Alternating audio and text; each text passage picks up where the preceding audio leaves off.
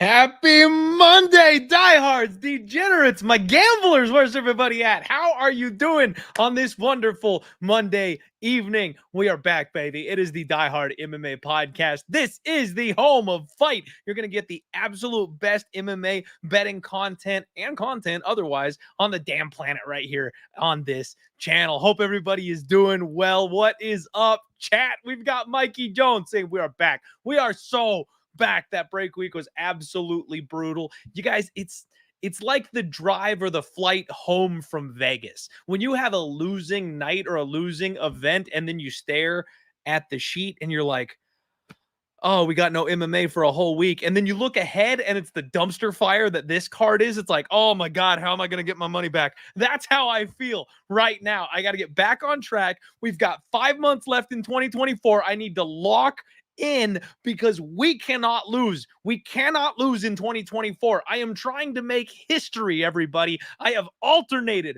win, loss, annually speaking, since I started the damn podcast. I've had an incredible betting year followed by a bad betting year for 5 straight years. This is year number 6, and we're coming off a winning year. We're coming off the best winning year of my life betting MMA, and I want to go back to back. I want to put together 2 straight winning years, and every time I get right there and I scratch the surface of being even or profitability, I shit the bed. Or Alex Pereira fights and I try to bet against him, one or the other. And it's just absolutely killing me. I do not want to be negative at the end of 2024. It will upset me if that is the case. So bear with me. We're going to lock it down. We're going to dial it the fuck in, and we're going to win the next couple of months. And that starts tonight. I hope you all are ready because I have one hell of a guest for you this evening. I see all the usuals here in the chat. Thank you all so much for being here. We have one half of the Lambeau Plays podcast. My guy Tim joining us to break down UFC Denver. Tim, how you doing tonight? What's going on, buddy? What's up, Clint? Can't wait to chop this up with you. Get some good spots for the people. I'm excited. Yes, sir. Absolutely. I am absolutely pumped. But one thing we got to do is show them. You got to show them the shirt, though, Tim. You got to show them the shirt. My man comes on the podcast rocking the Pereira t-shirt after what happened to me. Come on. I'm not trolling. I swear I'm not trolling. No, it's better if you were. It's all good. Everybody do me a favor and hit the like button. If you have not checked out the Lambeau Plays podcast with Narco and Tim, what are you doing with your lives? You guys need to make sure and check out their content. Tim, I know it's been a little bit. Not last week, obviously, but the week before. Are you coming off a win? Are you like me? Did you get your ass kicked? What's the weather report there for your bankroll? Last week was rough for me. That was the first really rough week in a while for me, but I got cooked last week. Okay. Yeah, man, it seems like a lot of us got cooked. UFC 303 wasn't particularly kind to anybody. The fight getting canceled and the short notice mix-ups and replacements, the cut stoppage for Mayra Bueno Silva. I mean, the whole thing was just absolutely brutal for me. It couldn't have gotten much worse for me. But I'm glad we get a shot to get back after it this week. Not the best betting card, but hopefully you and I can avoid some landmines here and make the people some money. All right. Hey, let's dive straight on into this damn thing, man. We got some fights to talk about. First fight of the evening, you got Josh Fremd, and he's taking on Andre Petroski. We're going to get the good shit out of the way early, Tim. You and I talked about this backstage right before we hopped on the show together. You said you have no action on this card so far coming in. I have one bet, Tim. I have one single bet locked in and ready to go here on this card. And it's rare. We haven't done this in a long time. But we are going to go ahead and start this event out with the Link Memorial Dog of the Week. First and only bet on the card. Tim, I cannot believe that there's anybody in their right minds laying chalk on Joshua Fremd. In the year of our Lord Peyton Talbot 2024, how are people laying anything on Josh Fremd? I know the visuals are bad with Andre Petroski getting knocked out by the hip bone of his last opponent. That sucks. That's not a great thing to look at. But in a sport like MMA, where we see fluky shit day in and day out, it doesn't get much flukier than that. That doesn't happen. This man dove in on his opponent and hurt himself shooting for a takedown. I don't think we've ever seen that before in the sport of MMA. I doubt we see it again for another 10 years or so. Is he a little chinny because of that? I don't think so. I mean, I would think he just kind of got caught on the wrong spot. You know what I mean? If you get hit in the right spot, just behind the ear, it doesn't matter how hard you hit, you go down. That's just, you hit the button, the off switch, it happens, it's done, it's over. I think he got caught in the wrong spot. And at the end of the day, Josh Fremd is a bad fighter, a guy who I don't think is UFC caliber, a guy who's only been favored twice in his entire UFC run. And that was over Gore, who he got submitted by, and Jamie Pickett, who is cut, who didn't belong in the UFC at that stage of his career. And frankly, I bet Jamie Pickett by submission in their fight, Tim. And if he knew what hooks were, that man would have choked out Josh Fremd too. So now he opens up as an underdog. The public bets him to being the favorite, and I can't figure out for the life of me why, except for what happened in Petroski's last fight. Now, I do need to get this out of the way for everybody real quick before I pass it over to Tim. We're in Denver. We're in Denver, Colorado. Elevation is going to be a major talking point this entire week. That's all you're going to hear from content creators, podcasters, everybody, because you're going to have to figure out who is going to be able to handle that elevation, who got out there early. You want to bet against bad gas tanks generally, especially at elevation. You want to bet against bad gas tanks. Man, Fremd is a guy with a bad gas tank and bad takedown defense. Andre Petroski, he looks like he has a bad gas tank, but then he finishes people in round 3. He's got that ability to just dig deep and push through that and just be mentally strong enough to keep on pressing when his opponent gets tired. And that's served him well so far in the UFC. He's won because of that skill set. Unless Fremd deads him, and I mean early, I think Petroski's just going to maul him here, Tim. That's the one fight that I felt strongly about. When I saw the plus money next to his name, I went, that's wrong. He shouldn't be the dog. He should be favored in this spot. So I pulled the trigger. What do you think of this matchup, man? What's going on? I know I rambled a lot there. No, I love it. I'm pre-tape, I thought that I would be probably on the Petroski side.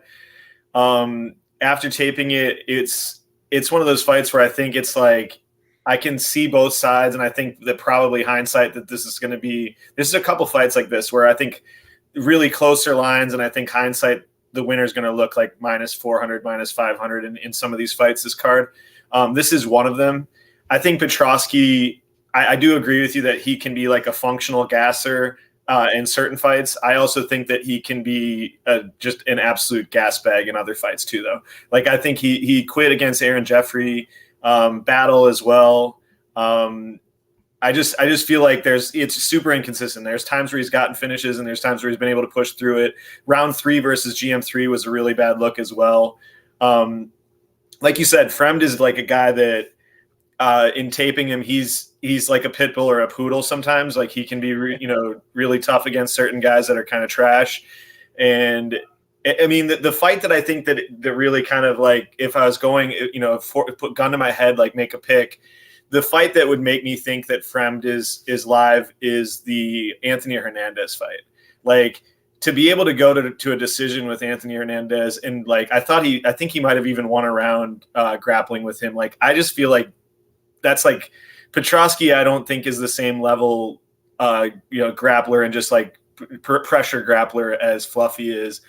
And I just feel like you said, the chin, I don't know, man. It could be just completely cooked at this point. I know that the Pereira fight, he came in off of vacation, but there's just been certain fights where it just seems like he's had some quit in him. So I think it's a tough fight. It's a total pass for me. But if gun to head, I think I would pick Fremd probably to either get a knockout early or maybe be able to just outlast him in a decision. Okay. All right, some dissension early, and that doesn't feel good, especially when I've got the bet in already on this one, man. I'm hoping I'm right with the underdog here to go ahead and kick off the night. I got some shit for this one. A lot of people buying in on Fremd, but man, I just can't for the life of me. I mean, this guy should be 1-4 in his last 5 fights. You know, he got deaded by Hopilov. He barely survived Jamie Pickett, which is a bad look in itself. And run back that Cedric Dumas fight. That never happens ever again. Cedric took him lightly and apparently was high the night of the fight. So yeah, I think Petroski's live to finish him in round 1. I do think that he's really live to finish him in round 1. I just think that if he doesn't get him out in round 1, I just think it starts to get a little bit hairy. I hear you. I just think, man, I think he can get those panic takedowns. You know what I mean? Like, even if both guys are getting tired, both guys are getting sloppy, we're extending this fight.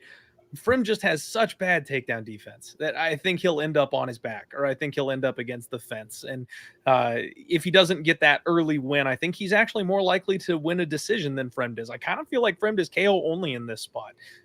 That's just me, but we'll see what happens. Everybody do me a favor and hit that like button. We got a whole bunch more MMA action to get to here this evening. And with that one gross fight out of the way that naturally I've already got my money on, let's get into the rest of this card.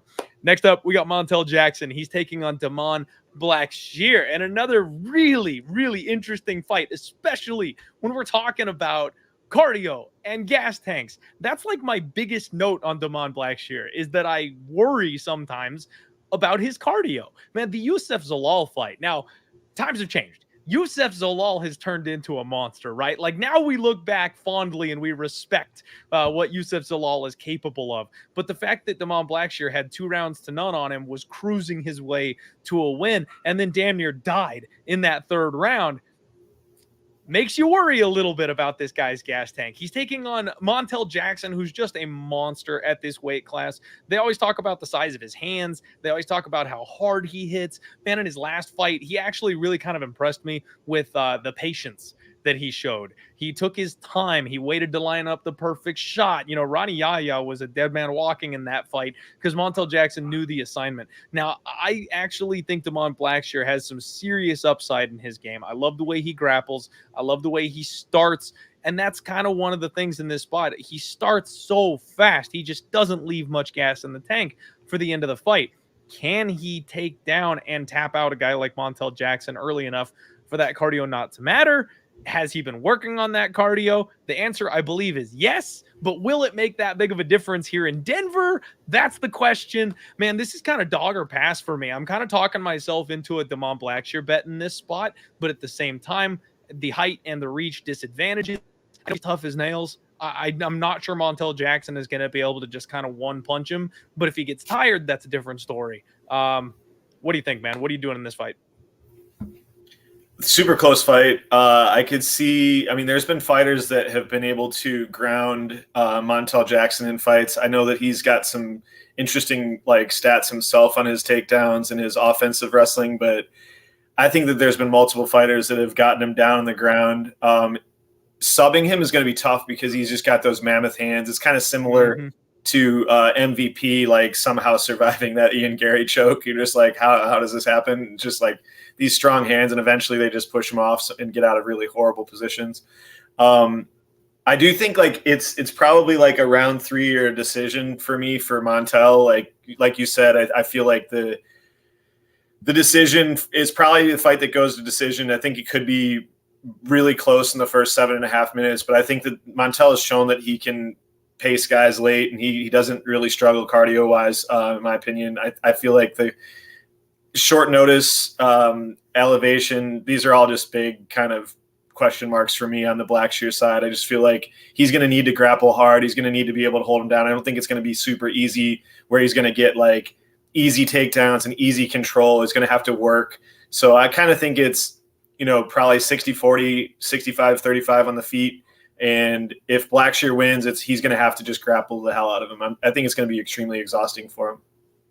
Yeah, that's definitely a tall order. I do think he can get those takedowns though, and especially if he goes kind of Aljamain Sterling style and back takes and back control, body lock the triangle, that kind of stuff. I do think he definitely can buy some time in those positions, but it's a tall order, man. Montel Jackson is no joke.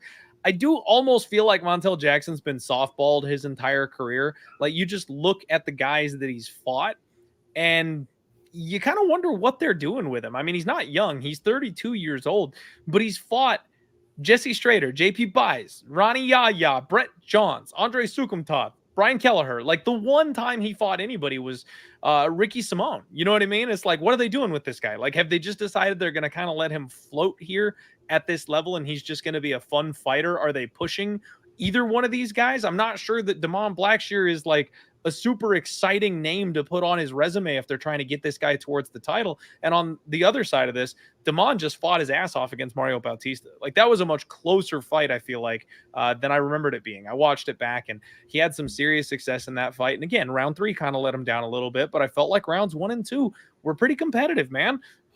Yeah, I don't know. I'm kind of leaning dogger past. I almost feel like Montel Jackson might be a bit of a bust at this stage because I've just never seen him have success anywhere past that kind of bottom rung level of competition in the UFC. You know what I mean? Yeah, it's also like you made a great point on the Ricky Simone fight when you have like two guys that have fought. He fought Batista. I know it's MMA math, but like, yeah, he fought Batista, who just absolutely like just mauled Ricky Simone and then you watch Montel fight Ricky and just get killed himself. And just like watching him fight against Brett Johns is similar as well. And you're just like, these guys that can wrestle for 15 minutes and go after him and just be able to just continually chain takedowns. I mean, like that's all Brett Johns did against him. Like he just completely just grapple fucked him. So I feel like you're right. I mean, it's a question to me. It's just a question of Blackshear's, he seems to not be the same type of like, where Johns and Simone are going to try to hold position. I feel like Blackshear usually is way more aggressive in trying to pass and go for submission. So I think it could actually be bad for him in this fight, that if he was trying to be a little bit more like control over trying to submit him in really advanced positions, I think he might do a little bit better at actually doing that. But those are the guys that have really given Montel fits. So I feel like it's definitely possible for him to do that, but it's kind of against his style, I think. Yeah, it is. And you wonder if it's a Terrence McKinney situation, right? Like Terrence tried to slow his ass down and that backfired. That backfired big time. He's just not built to run that way. I don't know what a slow and paced Damon Blackshear looks like. Right. I don't know what a control grappling Damon Blackshear looks like. Could he do that? Could he take the edge off just a little bit and be effective grappling? Theoretically, he could look like a massive favorite in hindsight on Saturday. We're just not entirely sure. I did see a picture floating around there of him hiking up mountains that had snow covering the tops of them, though. So I kind of want to believe that maybe the cardio is going to be a little bit fixed in this spot, even though we're at elevation. And considering the grappling weaknesses we've seen from Montel Jackson in the past, like I said, guys, I'm leaning dog or pass. I may roll the dice here on Damon Blackshear, but we'll see. I have yet to get to the window. He's sitting about plus 135-ish right now, and I may be taking a stab. All right. Next up, we've got some women's MMA, baby. Violence time. Here we go. Luana Santos takes on my girl, Mariya Agapova. She's finally back, Tim. Before I started the show, you and I had a little brief discourse about me and sticking to my guns. And, I had said that if Alex Pereira and Yuri ever ran it back, that I would bet Yuri again. And so I did, Tim. You and I both know that was a bad choice. That was a poor decision. And my eyes have kind of been opened to exactly the monster that Alex Pereira is. But I stood on my word. I said, I'm a man of my word, and I promised I would bet Yuri if they ran it back. So I will. I probably shouldn't do that anymore. I probably should allow myself to learn and adjust and pivot instead of just blindly sticking to what I said previously, right? And I said something. I said something a while back about my girl Mariya Agapova, Tim. I believe in Mariya Agapova. I really do. I know people think she's a joke. I know people think she's kind of a meme at this point. But I said, if you guys got Mariya full power and back in the UFC, I'll take her against almost anybody. I actually think she's got a very, very high ceiling. She is mean. She's a nasty striker on the feet. She mixes it up body and head really well. She is fast, and you can see that she's making improvements in the grappling. That's really where she got exposed at the UFC level, is she did not know what she was doing grappling. And someone like Julian was able to just get her down. But you know what? She's tough and mean enough, man. She refused to tap. She decided to go unconscious in that spot rather than give up. And I love that attitude about her. Now, the question is she coming back 100% right now? That's my worry, because she is a big, big underdog in this spot. And it feels almost like the UFC is just ready to kind of sell and move on from her. She's a plus 260 underdog, and this line just keeps getting wider. Luana Santos is a minus 360 favorite in this spot. And I think a lot of the reason for that is just what's been happening to Agapova in the last couple of months. Let's kind of go over what's been going on, because she really was a hot prospect out the gates for the UFC, and I think they really liked her. But she got into a couple feuds. She went a little crazy. She got kicked out of a couple of gyms, and then she got hurt, and she needed like knee surgery on both of her knees, I want to say.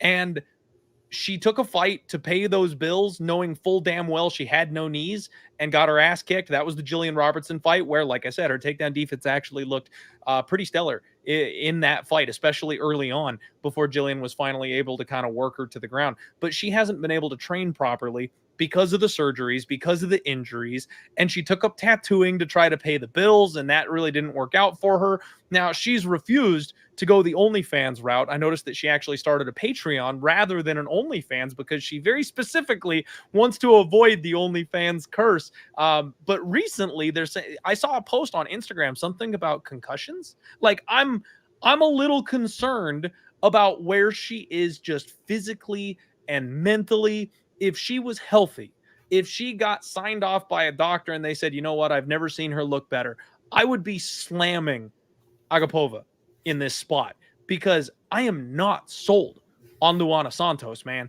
She's 24 years old, and about 4 minutes into every single fight, her mouth is hanging wide open. We're in Denver, and Gas Tank is going to be king in this fight, Tim, and Luana Santos is exhausted in every single one of her fights. She's got very herky-jerky stand-up. She winds up on everything. I mean, we're talking, it's overhand right, it's big hook. Like, all she does is swing for the fences, and then if she misses, she grabs you, body locks you, and tries to grind you up against the fence. But everything looks almost a little panicky, almost a little sloppy. It's all very lunging, you know? And don't for a second believe in that KO she had in her UFC debut, guys. When she took out Miller in that spot, first off, it was like worst case scenario for Miller. She took that fight injured. I think she came in on short notice too, but she was completely wiped in that spot, never stood a chance, couldn't train coming into it. That's the only actual knockout on Santos's entire record. She looks like she's a big hitter, but she can't actually finish anybody. And she gasses herself trying to get those finishes. Now, she paced herself really well against Egger. I got to give her credit for that, but she controlled her a lot with that body lock. It really came down to like physicality and like hanging on her. She was barely holding her shit together in that third round, man. I am tempted to play Agapova, and I really want to sprinkle Agapova by round 3 KO, because I think Luana Santos is going to get tired. And again, if Agapova is anything like I thought she could be, I think she's got some really serious upside here in this spot and may surprise a lot of people. There's just a lot of things kind of going against her. And if she's not 100%, then Santos probably just kind of mauls her for 15 minutes. But damn, man, if Julian couldn't get her down for the first 7 minutes of their fight, I'm not sure Luana can get her down for the first 7 minutes of her fight. And if they're going to be stuck standing, I think Agapova is a more dangerous striker than anybody Luana Santos has fought so far. I know I'm a little crazy, man. Big underdog, but it's one of those greasy spots where I think something crazy might happen. Talk to me about this fight, Tim. I know we talked about this card being dangerous. Are you laying minus 360? No way. I mean, there's money line wise, there's just no chance that you can get to Santos at these lines. Like, I understand like wanting to take a dog shot on Agapova. All the things that you said. I mean, I think that the out of the cage issues that she's had too. I mean, there's been like major red flags on her. Like, there's been rumors on like being homeless and not having places to stay and shit. Like, there's been a lot of stuff that are just you don't even know where her head's at this point. So I do feel like Santos, like her judo she's a solid judo practitioner. She's also got solid enough jiu-jitsu that it's like I feel like Julian doesn't have like in 125, Julian didn't have good enough wrestling to get those girls down. They're like huge. And like at 115, you can see that Julian's like dominant now. Like you can see that she's a completely different level. Like her wrestling is completely different level now that she's going against people where she's kind of the size bully. And I feel like against a lot of fighters at 125, like everybody was always shitting on her wrestling. I just thought that she was just way too small. So I feel like she's at the right weight class now.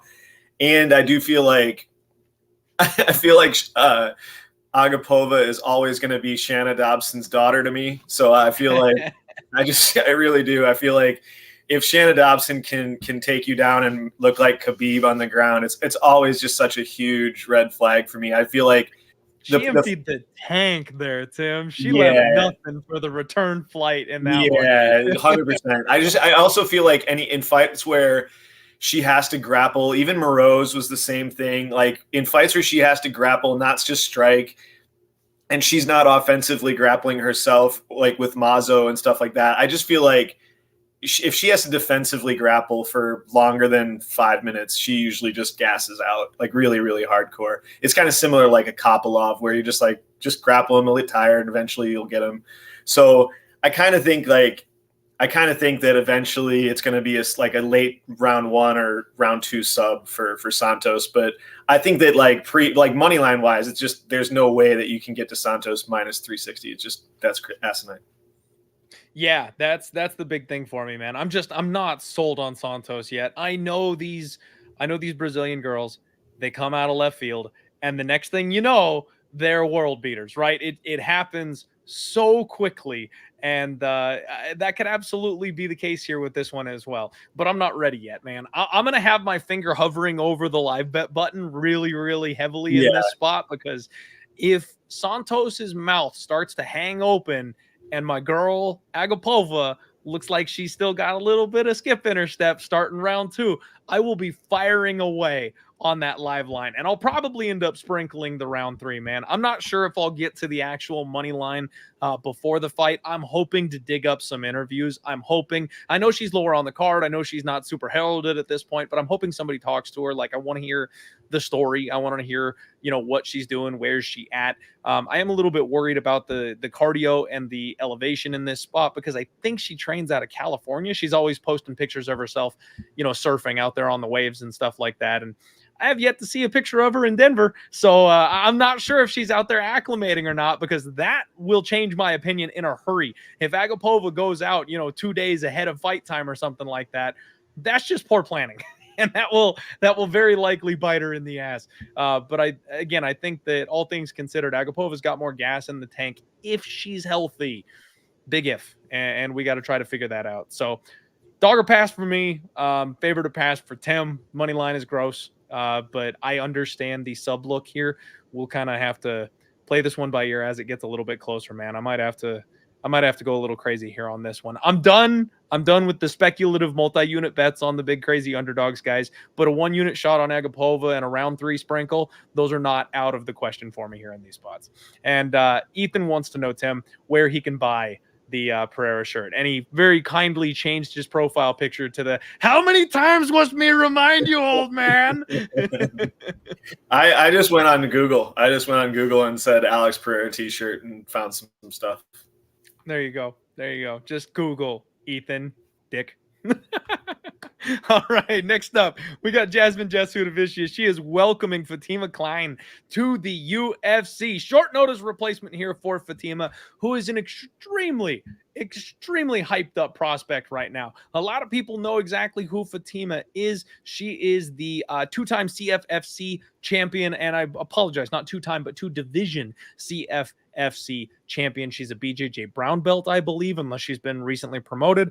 23 years old. She trains with my girl Julian DeCourcy. Shout out Julian, by the way. Congrats on her engagement. Love that chick. One of the most fun follows on Twitter. But Fatima's coming in here undefeated, short notice, very well-rounded based on what I saw from a very young age, man. Nice jab, good teep kicks. She's got quick in and out movement. Really like what I saw from her on her feet. And from everything we saw on the feet, everybody is really surprised about how good she is standing, but she's primarily a grappler. She was a grappler first. The big thing here for me is she's a natural 115er. Now, she's fought at 125 before. She took the CFFC belt at 125. So she's taking this short notice fight at 125, but Tim, did you watch the fight where she got the belt at 125 in the CFFC? Did you track that one down? I mean, she's fighting a soccer mom, man. The chick that she fought for that belt, she was like 6 inches shorter than her, even though she was up a weight class. And she was just thick as all get out. She was some jiu-jitsu girl that probably went to cardio kickboxing 2 or 3 times and decided to try MMA. That was not a legitimate title, in my opinion. And it's insane to me that Jasmine Jasudavicius went from being a solid favorite in this spot against a very respected UFC caliber opponent to now being the underdog to Fatima Kline in this spot. Jazz is plus 110, and I've made no bones about my opinion on Jasmine Jasudavicius, Tim. I say it literally every time I break down her fights. I don't think she's very good, but what she is she's fucking huge. She's durable. She doesn't quit. She's got good cardio, and she's really, really big. Physicality in MMA, in women's MMA specifically, is just such a huge factor. You know, if you get in there and you can power your opponent around the cage, the margins are so narrow in women's MMA that you just can't overcome that at a certain point. So you've got a short notice 115er who's not proven anywhere near the UFC level except the training room, taking a short notice opponent against somebody with a full training camp who the UFC really looks like they've been getting behind, who was preparing for a top 15 caliber opponent, and now she's the dog. Make it make sense. Make it make sense, Tim. What happened here? I think a lot of people are just dying to get in on Fatima Kline, honestly. Like, if you got in at plus 200, that's good for you, because that's pretty much like I was hoping for like 170 to 200, and then as soon as 200 came, everybody killed it, and it just started going down, down, down, down, down. Yeah, I mean, to me, it's like you said. I think Jasmine is like really, really slow on the feet, really slow standing. She takes like 3 more punches than she gives per minute. So there's lots of like, you know, if you can keep a fight standing versus her, yeah, you're going to be live. But I mean, like, her whole strategy is a great strategy in women's MMA. It's just like, yeah, I'm extremely durable. You can rock me with a bunch of punches, but then I'm going to get into range and I'm going to grapple you all day long. Like, she can take punches and then get her hands on you. Once she gets her hands on you, she's really tough. Like, that's where it's like she brings you into her universe at that point. And it's like, it's really tough to think that Fatima, who's been taken down by smaller women, is not going to be able to like be taken down in this fight by Jasmine. Like, it's really, really tough. And Jasmine's top time and control is really, really good. So she's controlled not way more physical girls, but like girls that you would look at and you'd be like, God damn, these girls are at their right weight class and they're strong. I mean, like Tracy Cortez, she got down. Maverick had 0 success grappling against her. None. These are fights where, and I thought Maverick fought stupid, but like I don't know. I just feel like these fighters that you would think would have more success grappling or be able to defend against her have gotten mauled. So I just feel like it's clear, like, dog or pass, and it's Jasmine at this line. I do think that this is another one of those fights, like I said, I think in the first fight, where I do think like this fight is going to be hindsight. Somebody's going to look like minus 400. Like, you're just going to be like, oh, if Fatima can stuff takedowns and keep her at range, she probably beats the living shit out of her on the feet. And, you know, it's not like she finishes or anything like that, but I feel like she probably 1.5 to 1, you know, volumes are up, and it's pretty clear. But I honestly don't think that it's going to be easy for her to do. I just think that, you know, she can be taken down. We don't know how she's going to look off of her back, if she's going to try to play jits off of her back against her. I know that she's got solid jits to do that, so maybe she's just doing that, and then you just see Jasmine holding her in guard and just throwing occasional shots and winning rounds. Jazz has never been submitted, though. 100%. Like, I don't think that. Here's the one thing, though. I don't think that she's fought anybody that's had like really dangerous jiu-jitsu, though. Fair. So I do think that like that's the only part where I don't think Silva's probably about as close as it gets. Yeah, I think that Fatima's way better than her on the ground. Absolutely. Yeah. Absolutely. But I'm just saying that's probably the bar as far as her jiu-jitsu defense experience. But still, Silva's been on an absolute tear recently, and it's not like she coasted through that one either. Man, so got to shout out the chat, the matchmaker, with some awesome info here, and that's why the chat fucking rocks on this show. Kline out-wrestled Natasha Kuzunita, who's an Olympic medalist in judo, at Elevation in Denver last year. Size matters, but she's that good. And also, Kline was slated to fight on Dana White's Contender Series. So thank you very much, Matchmaker, for those comments. That's definitely a good point to bring up. She was supposed to come in on Dana White's Contender Series, so it's not like this is a off-the-couch opportunity. She was training. She was looking forward to a fight that was coming up. Definitely good things to note. But damn, man, just watching, I've always said that Miranda and Jasmine were cut from the exact same cloth, that they're not that great. They're just big. They're just strong. Watching Miranda Maverick just get stuffed on takedowns and then muscled over onto her back. A woman who doesn't know how to play guard because she's only ever in top control positions, being forced to her back by Jasmine Jasudavicius. I just have a hard time seeing this girl come in on short notice and dump Jasmine for 15 minutes. You know what I mean? Maybe she gets it early in round one, but I would trust Jasmine's cardio probably holds up better under these circumstances. And yeah, she looked good beating up punching bags in the CFFC, but I don't know that she's going to be outstriking someone like Jasmine at that stage. Like, she's just so untested at this level, man. It's got to be dog or pass. Jasmine would for sure be a 2-time champ in that same promotion. Absolutely. My guy Dan in the chat, what's up, buddy, saying Fatima's girlfriend did the same thing to Maverick. Good to know. Good to know. Dan, is Fatima the goods? Because, you're in the chat. Let me know. Is Fatima the goods in this spot? Because I'm having a hard time. Rolling in the bedroom with Aaron Blanchfield might get your jits pretty solid, I would have to say. No. We all know how good Aaron Blanchfield is, for sure. But Jazz is just huge, man. That's, I know Priscilla Cachoeira does not have a ground game, and that's always been kind of the Achilles heel for her. But she's fucking huge, man. If you go, you look back on that fight, when I was doing my tape study, I watched the Miranda Maverick and the Tracy Cortez fights, and then I watched the Cachoeira fight last, because that's the one that I think is least impactful on this fight, and it's the one that I remember most clearly. I didn't realize how big Priscilla was until I watched Jasmine fighting Maverick and Cortez, and then Cachoeira immediately after. Cachoeira is huge, man. So for her to be able to tank the shots coming from her, the chin on Jasmine is something that absolutely cannot be underrated. Yeah, man. I do like Jazz in this spot, and I think the line swap here is a little disrespectful. I believe in Kline, and I do think that she's going to be a problem, but I think she needs to be down at 115, and I think she'll kind of get an opportunity to show what she's really capable of, but she probably gets that first loss via, gang jumping here in the UFC when she can't quite squeeze past Jasmine in a short notice fight. That's what I'm thinking. All right, guys. Oh, let me see. Did Dan say something? Dan, did you respond? No, he didn't say. Damn, Dan. Come on. Okay, Dixon. Fatima, not Fatima. Sorry, but Leviosa. Okay, I apologize for the mispronunciations. Be interesting to see if she can actually get Jasmine down. What Jasmine looks like on her back, because we haven't seen it yet. So absolutely, that's. I think it'd probably be a lot like the Maverick situation, because you're just not used to being on your back. Didn't Kay Hansen put Jasmine on her back? I think maybe once, but I felt like in that fight that she was way too much. I think she got her down once, but it wasn't for super long.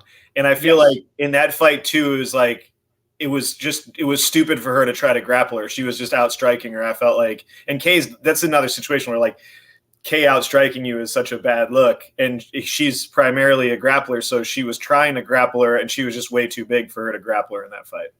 Yeah. So, and that's honestly, man, that was something that, You know, that kind of brings me around here a little, Tim, a little bit. It does, because guys, I've been so against Jasmine historically speaking. I bet on Kay Hansen that night because I was like, Jasmine is not good. Kay is more well-rounded than her. And sure enough, Kay took her down. Kay was having a lot of success outstriking her. And actually, Tim, she did get the one takedown. She went 1 of 7, mind you. Jasmine does have an 80% takedown defense rating. But on that one takedown, Kay got 1 minute and 23 seconds of control time. I'm just looking at numbers, guys. I didn't retape that fight. That was too far back for me. I didn't rewatch that fight. I'm going to need to go look at it. And that, you know, that is something that we need to be aware of. So, yeah, maybe, yeah. Dixon saying that I was persuaded by Kay Hansen's videos. I only follow her on Instagram, Dixon. I will leave the OnlyFans fade to you, my friend. That's your territory. You let me know how that's going. But I've always been a fan of Kay Hansen, not because of the OnlyFans, but I actually think that she's got a decent skill set and she's relatively underrated based on what we've seen. You know, life experiences, etc. That's a different story. I could do a whole different show on that. But I feel like she kind of got the raw end of the deal, and I thought she was good enough to beat Jasmine Jasudavicius in that fight, and it was a close fight, you know. So yeah, that does give me a little bit of pause there. That does give me a little bit of pause. I don't know, undecided at this point. Dog or pass? I got more work to do. Sorry, guys. Next fight up, one that I feel a little bit better about. Josh Van takes on Charles Johnson, and they're doing it to me, Tim. They're doing the thing. My guys. They always got to make my guys fight each other, and it pisses me off. I love Charles Johnson. I got to make sure I don't get kicked out of the Skullet Gang Twitter group because I'm in that. Love the guy. Big fan of his. And the new hotness, Josh Van. This guy is just lighting the MMA world on freaking fire. He's 22 years old. And he is relentless. He's one of those guys that, Tim, I don't know how much of a nerd you are, but I'm a massive geek, all right? And it's one of my favorites in like anime, you know, Naruto, Dragon Ball Z. Whenever they find the guy who's got like insane powers, but just has no experience, and they're like, he's learning while he's fighting, and then all of a sudden he's like beating guys they should never beat. That's Josh Van. This guy is learning on the job, and like mid-fight, he's making adjustments and getting better every single time we see him out there. I think this kid's ceiling is insane, and I think that's what's being kind of put together in this spot. Charles Johnson, he's tall, he's long. He showed us who he is. You know, his last couple fights, he finally got a couple to go his way. Unfortunately, I was betting him, you know, with everything I had in his first couple UFC fights where it didn't go his way and he got robbed a couple times. So, of course, naturally, when I stopped betting him, that's when he puts a couple of wins together against Jake Hadley and Azat Maxim. But the dude's well-rounded. He's another guy who's tough. He's another guy with great cardio, but he's a death by 1,000 cuts guy. He doesn't have a whole lot of power. He will just kind of be there, not fuck off, make sure you stay standing with him, and if you get tired, he will end you. That's how he functions. I will say, I don't think people are talking enough about how big a deal it was that Charles Johnson beat Azat Maxim. You look back at the stats on that fight, Tim, they show that Maxim knocked Charles Johnson down once. They didn't give my guy credit for the other two. Like, he hit Charles Johnson with a knee to the head that dropped him to the ground for a second. He got dropped 3 times in that first round. He got put in a deep darts choke and didn't tap to it. And then he worked his way back into that fight, made round 2 very close. There is an argument that that fight was scored very incorrectly, and at worst, it should have been a draw. You could argue round 2 was close, especially with judging these days. I could see Azat Maxim getting rounds 1 and 2 in that spot, but at bare minimum, round 1 should have been a 10-8. I think that fight absolutely should have been a draw. But it's impressive as shit that he got rocked that many times and still found a way back in that fight and managed to win it. I can't say a bad thing about the guy. I think Josh Van is going to have a puzzle to deal with the reach and the range of Charles Johnson. This is a couple of cardio kings going at it. So both guys really rely on making their opponents tire out. And what do either of them do when their opponent doesn't tire out? The answer with Charles Johnson has always been the double leg him. Like, people that can just hold him up against the fence, try and grind on him. That's how they win. Van isn't going to do that.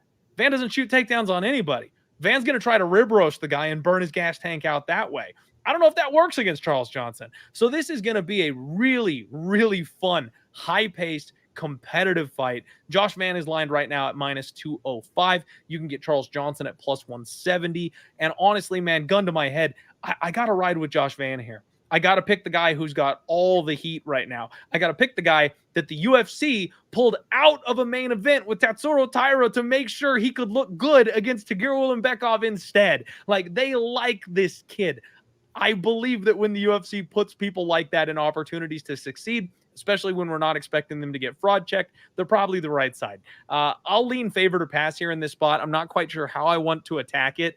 Parlaying a -205 in this kind of a spot where it could easily be a split decision seems dangerous, but that's kind of what I want to do. I'm going to say Josh Van wins a very competitive decision. Yeah, I don't hate that. I mean, I feel like Mushroom just said it. I mean, both of these guys lose the first round like at an extraordinarily high clip, and they both take a long time to get their reads going, and even against fighters that are not really that good.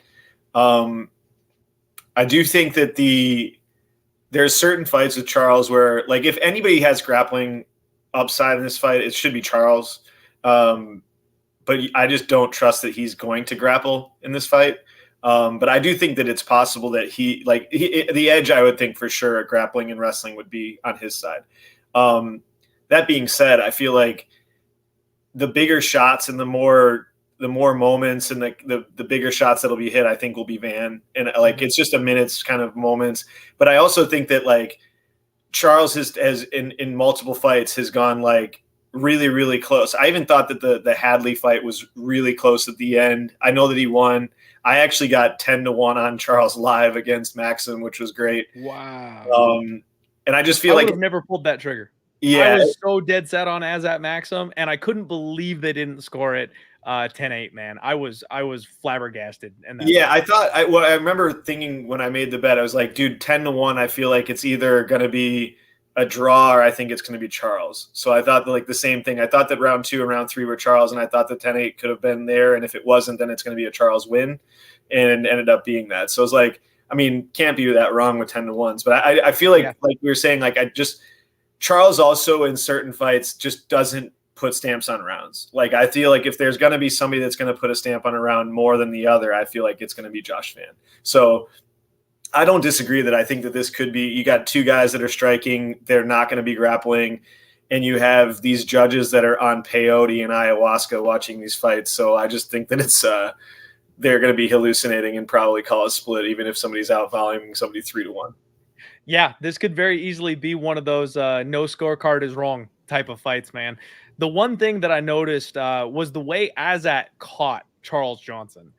When Charles tries to like dip and move and put that head work put that head work out there, he dips his head off to the side quite a bit. And man, when Josh Van flurries on people, those short, tight hooks that he lands, those have got some serious pop on them, man. And to watch him get stumbled not once but twice by that same shot against Azat Maxim, I don't know how diligent Josh Van is doing his homework, but I feel like that right hook is going to be there for him in this spot. If you just throw out, something long to get Charles to dip left or right and then come back over the top with the hook, there's always that chance.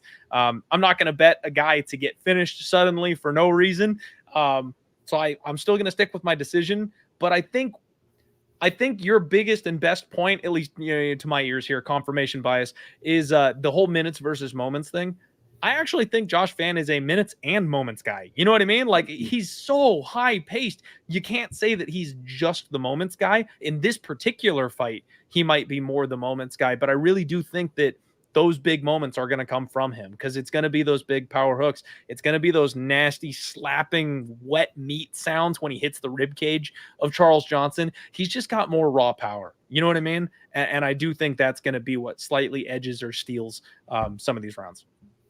Yeah, I totally agree. I feel like he's going to be on the front foot, and you're going to see Charles on the back foot for a lot of the fight. And then when he bites down, one of them has way more damaging power than the other. So it's like I said, it's really tough to judge. And I don't disagree with you either on the fact that he could actually catch him. And these fighters that never get finished, and like the second that they get finished, everybody's like, oh my God, who knew? Like, you might get a pretty greasy KO line or round 2, round 3 KO line for Van when, they think that the fight's going to, I think the over 2.5 is some absurd, like -300 or something like that. So I think like the KO line for Van has to be correlated to being like 6 or 7 to 1, I would think, but we'll see when it gets there. Yeah. So Bet Online has Van KO plus 550 right now. Yeah. So usually those numbers are a little bit sexier when they get over here stateside. Van KO 2 is 15 to 1. Van KO 3 is 18 to 1. So yeah, maybe not a bad way to look at it. What's up, my guy? MMA Locker Room in the chat saying he likes this card better than UFC 303. That's bold, my friend. That is bold. All right. Next up, the people's main event, Tim. Cody Brundage and Abdul Razak Alhassan, Judo Thunder himself. This fight is the battle of round ones, Tim. Neither of these men win fights outside of round one. All right, we have broken down my man Cody Brundage forwards and backwards. I think I might be the foremost expert on Cody Brundage on the planet with the way I've bet this guy. I will still gloat my 20 to 1 round 1 DQ ticket over anybody else's bets out there. Man, right here, I got it. I nailed it. But there's going to be no round 1 KO DQ bet in this spot, Tim. Believe it or not, I actually think that the money line might be the right move here in this spot. And I know that sounds insane, but Judo Thunder is a guy who only wins via round 1 KO. And I know he's kind of, adding some grappling to his game, adding some wrestling to his game, but he does not look like the same guy after like 2 explosions. You know what I mean? Like he goes for broke early in round 1. Big head kicks, big power bombs. And lately he's just been kind of shutting down. He's 38 years old. And I really kind of feel like the game has kind of passed him up a little bit. Now, I know he killed Claudio Ribeiro 28 seconds into round 2, guys. It doesn't count. That's basically still round 1. I don't want to hear it. But he's on a really, really tough skid. And he's losing decisions to guys left and right who can just kind of body lock him and drag him around the cage and stuff like that.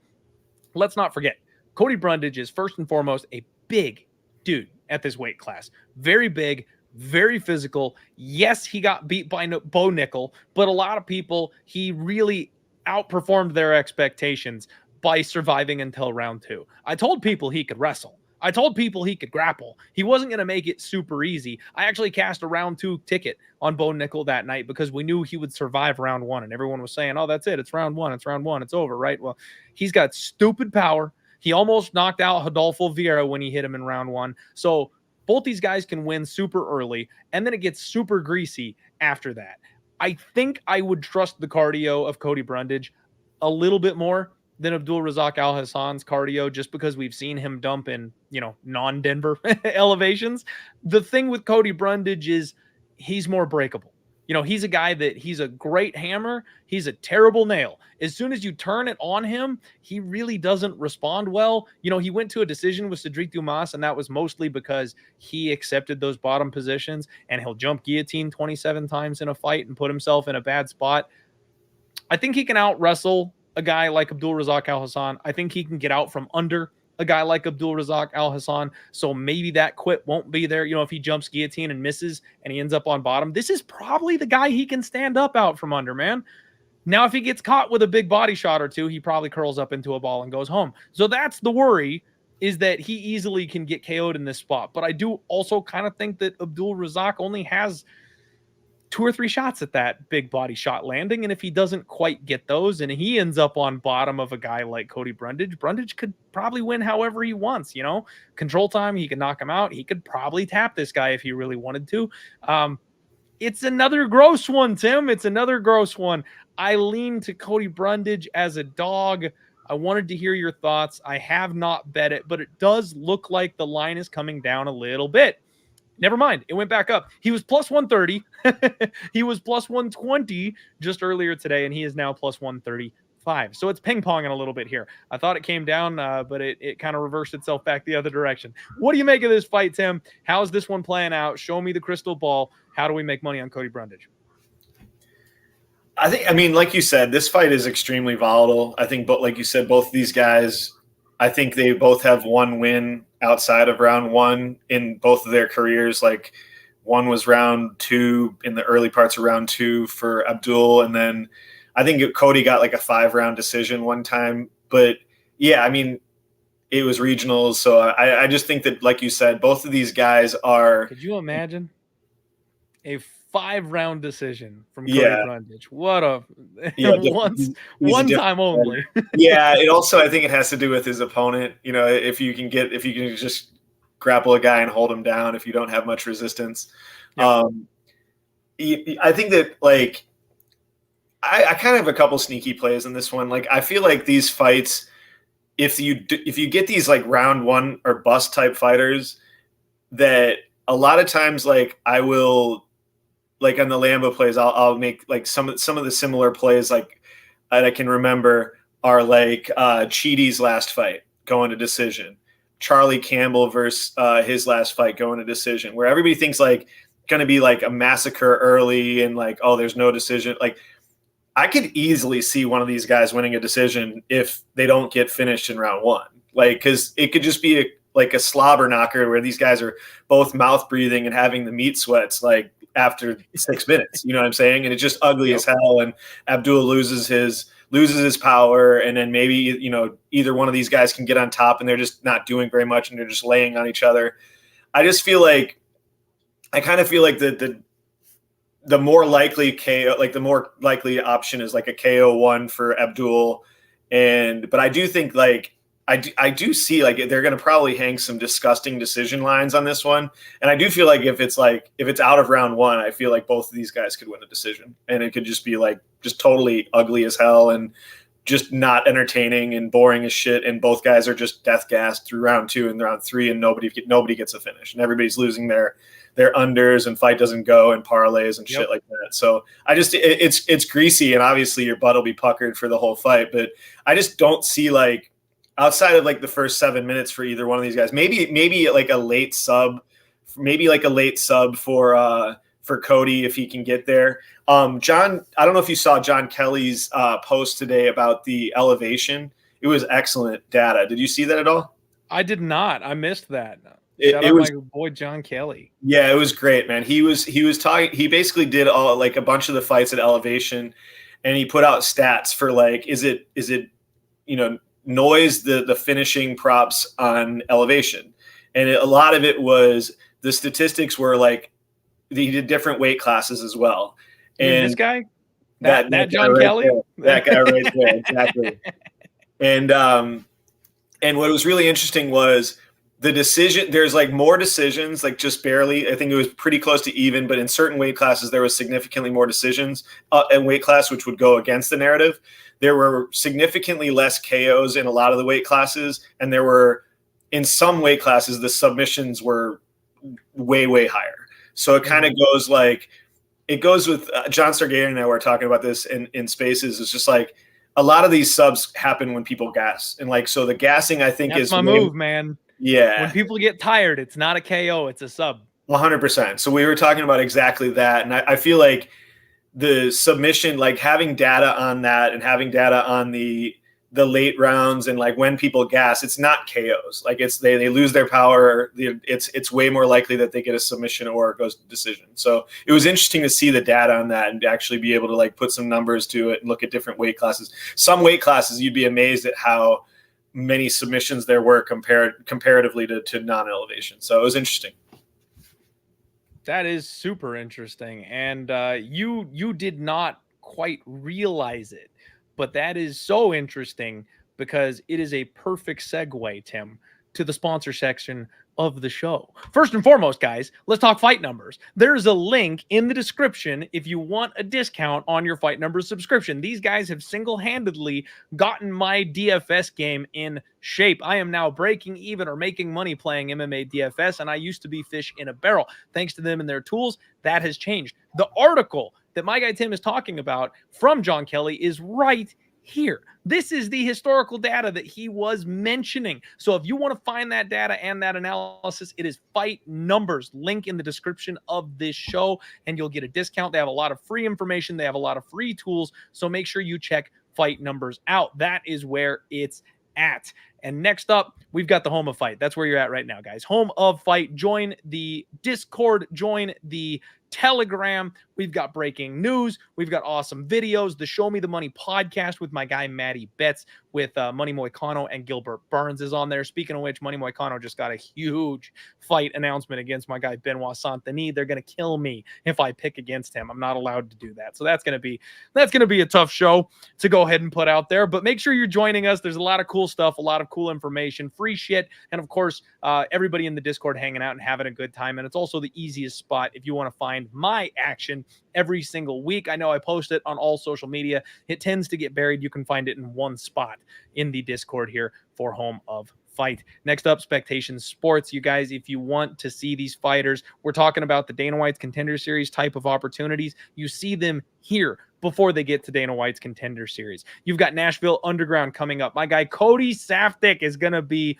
doing a lot of commentary and stuff like that for that show. Awesome upcoming fighters. You're going to catch those all here at Spectation Sports. Use promo code DIEHARD. You get 20% off that subscription. And finally, we have got Bet Openly. You guys, I'm currently running the gauntlet, and we have $600 that we are giving away to people. It's a $50 bankroll challenge. You missed your window to join, but we set a record for the number of people in this bad boy. We have saved over $7 million for sports bettors on this platform because everything is 1% juice. Make sure you check it out. Use the link below to sign up. But as you guys can see, because of that 1% juice factor, the lines on every single fight are better. This goes for every single sport under the sun. You're gambling with a fellow degenerate across the world from you rather than giving your money to a bookie. Have you ever had somebody who made a deal with you that wanted to make a bet with you on Twitter and then their account was deleted and they disappeared? That's all gone and in the past because you can bet with friends as well. You can send somebody a link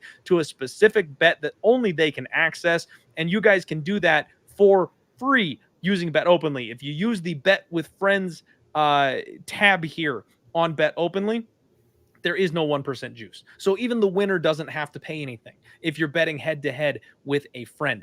You guys want to make sure you're on this bad boy. It's a wonderful tool. It is saving us gamblers money. And Gino, my guy, is making it better on a weekly basis. He also listens very much to feedback. You can find him on Twitter. You can ask him questions. He's open to providing things. They just added MMA props to him. So now we can bet finishing props and stuff like that we couldn't do before on Bet Openly. So it's just getting better. Let's freaking go.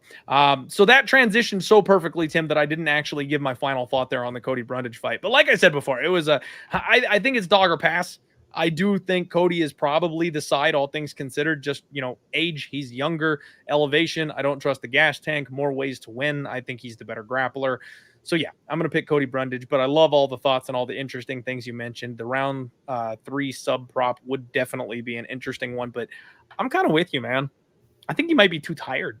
He might just lay on top of the guy to make sure he gets a win. So the decision is a super interesting look, and maybe not that fight.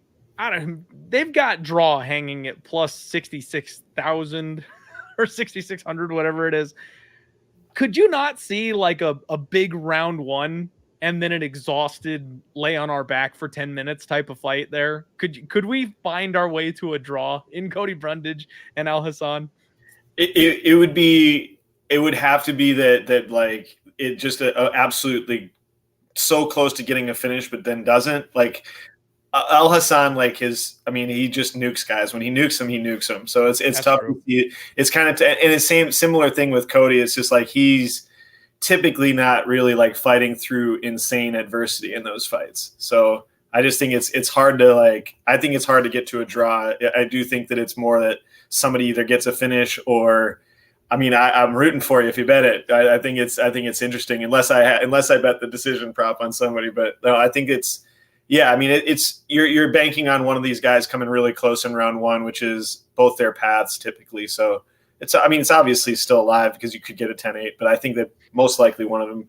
I think Alhassan is more likely to get a finish in round 1 than Cody is. I was just gonna say, to be honest, I think it would have to happen the other way. I think Cody would have to nuke him and then be this close but not quite get it, because Alhassan's finishing. If he hurts you, Alhassan is finishing. I agree with that. I think it would be Cody damn near getting the win and then Alhassan being too tired to get the finish in rounds 2 and 3. We'd have to flip the script, I think, for the draw to come home. But I don't know, man. Denver always makes me want to do weird things. Elevation always makes me want to take these long shots. All right, man. Next up, my main event, my boy Christian Rodriguez, C-Rod himself, back in action. He's taking on Julian Juicy J Erosa. And fun fight, interesting fight. It's unfortunate because my guy C-Rod is too fat for 135. They're making him fight up a weight class at 145 pounds here. And that makes things just a little bit more difficult. Guys, I've been on the C-Rod train since he got here. I had a huge bet on JSP, Tim. I had no idea who the hell C-Rod was. I thought I did my homework. I thought my boy JSP was going to wreck this kid from nowhere, and he was going to get buried, and he was going to get booted from the UFC, and that one fight opened my eyes.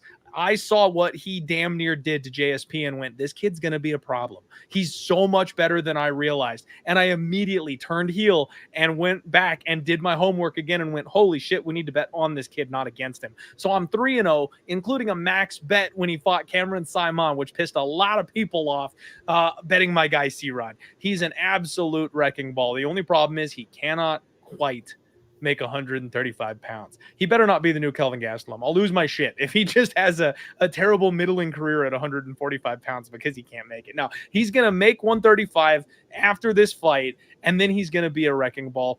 I worry about the Juicy J fight just a little bit because of the size, man. Erosa is good. 34 years old. He's an excellent grappler. He's long. He knows how to fight long. He's got big power. But the Achilles heel has always been the durability. It's that chin. He just has no striking defense, Tim. None whatsoever. This guy gets in the pocket and swings, and he's just never, ever, ever changed that game plan. I've actually been looking at this one for a long time going, you know what?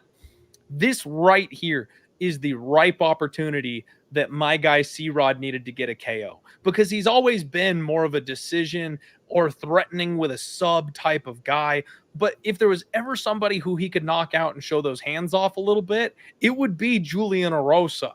I think he's going to have a hard time getting him unconscious with a sub unless it's a club and sub type situation. But he's so good in scrambles. He's so wily. He's underrated as far as how physical and how strong he is. So even though he's going to be a little bit undersized, I think he'll be able to hold his own. He's training with the Pettis brothers. He's like their star pupil, and Anthony Pettis, of all people, is hyping this kid up. They believe in him. And if that tells you anything, like that should be a massive like red flag if you're thinking about getting on the opposite side of Christian Rodriguez, is you've got Anthony and Sergio Pettis going, that's our guy. You know what I mean? Like, he's coming. So I got to pick my guy, Christian Rodriguez, here in this spot. I am aware of the danger. I am not max betting him in this spot. I haven't bet him at all yet because of this being up a weight class, because of this being against such a established, well-rounded fighter like Julian Erosa.